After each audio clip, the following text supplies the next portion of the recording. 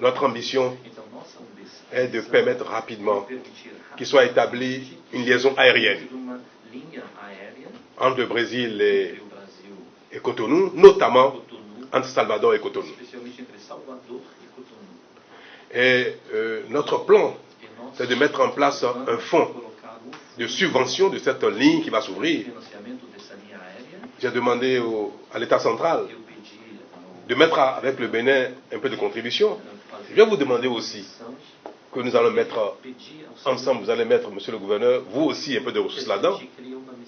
Ce fonds sera géré ici au Brésil, peut-être même ici à Salvador, pour subventionner une ligne qui va s'établir entre Salvador et Cotonou, parce que dans les premières années, à raison du trafic qui est faible, la ligne ne sera pas rentable.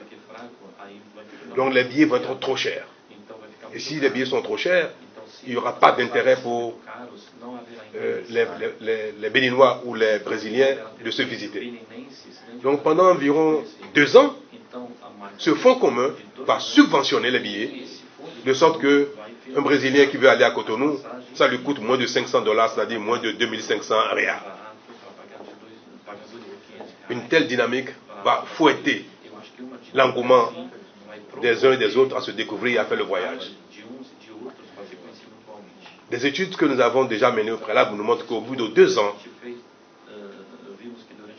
le nombre de passagers sera suffisant pour établir l'équilibre de cette ligne aérienne qui va s'établir. Le Bénin est riche par son histoire, par ses stations balnéaires qui sont en construction, par le vaudou que vous connaissez bien, mais dont le Bénin dispose de la copie originale. Le Bénin est riche par ses parcs animaliers, par sa créativité, par l'histoire des Amazones, du roi Bianzin et consorts. C'est un pays à découvrir. Et nous imaginons que dans les tout prochains mois, toutes prochaines années, ce sera des milliers de Brésiliens qui visiteront le Bénin, ainsi qu'autant de Béninois qui vont visiter le Brésil, qui vont par ailleurs.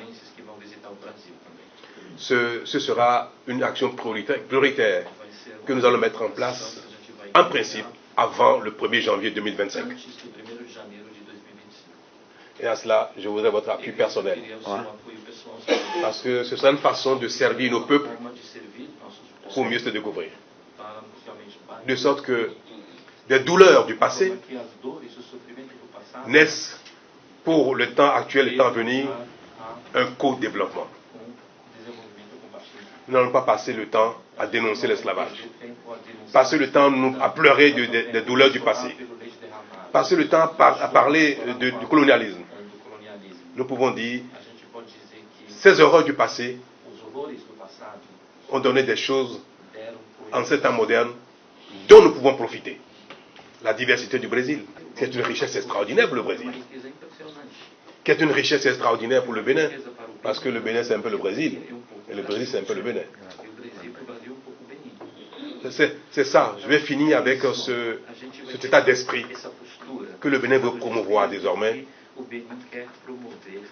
Tablons sur l'héritage positif que nous laisse un passé douloureux. C'est ça qui fera de nous de grands dirigeants.